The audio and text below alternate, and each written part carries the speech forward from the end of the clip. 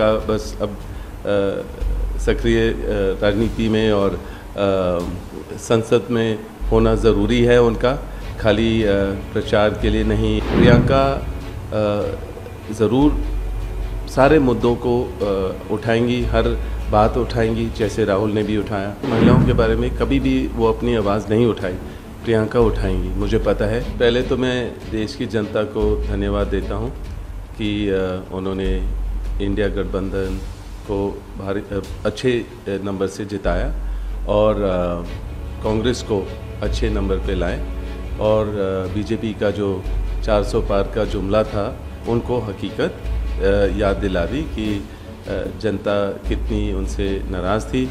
और मैं ये कहूँगा कि जो धर्म की राजनीति है वो सबने देखा था कि अयोध्या में उनकी हार से उनको समझ आया है कि धर्म की राजनीति देश नहीं चाहती है। मैं बहुत खुश हूँ कि प्रियंका वायनाड से चुनाव लड़ेंगे, मेहनत करेंगी वो वहाँ भी, और मैं उम्मीद करता हूँ कि वहाँ की जनता उनको भारी बहुमत से जिताएं। जब भी मेरे से पूछा गया कि आप सक्रिय राजनीति में कब भाग लेंगे, तो मैंने हमेशा बोला कि प्रियंका के संसद में भाग लेने पर, उनको सांसद के रूप पर देखने पर, उसके बाद मैं शामिल हो सकता हूँ।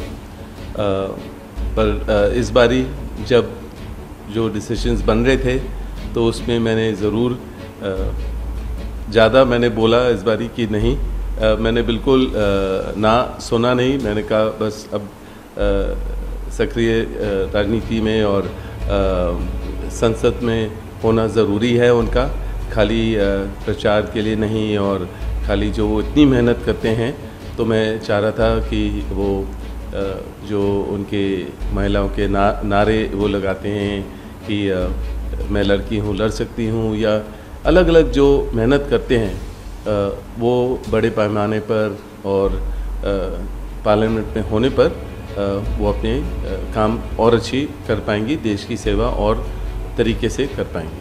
सर, आपको लगता है कि जो प्रियंका गांधी बार बार जो है कांग्रेस के लोग कहते थे कि इलेक्टोरल पॉलिटिक्स में आए, पार्लियामेंट में आए, तो पार्लियामेंट के अंदर जब वो जाएंगी तो और आपका कहना है कि वुमेन इश्यूज और ज़्यादा मुख्य तौर पे अच्छी तरीके से उठेंगे, आवाज़ उनकी और पहुँच पाएंगे? देखिए, मुझे पता है कि मेरे परिवार अपने पुरखों से, दादी से और अपने पिताजी से और सोनिया जी से कितनी सीखी हैं, और राहुल ने भी सीखा है।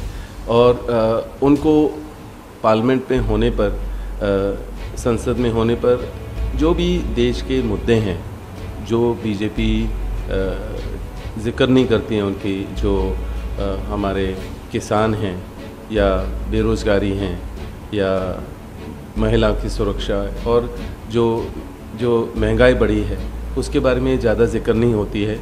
और हम ये देखते हैं कि जो भी वो करते हैं, ज़रूर खाली 2-3 उद्योगपति हैं उनके पास, बीजेपी उनको सारा दे देती है, चाहे बंदरगाह हो या रोड हो या जो भी करना चाहेंगे उनके द्वारा ही अपने काम करते हैं।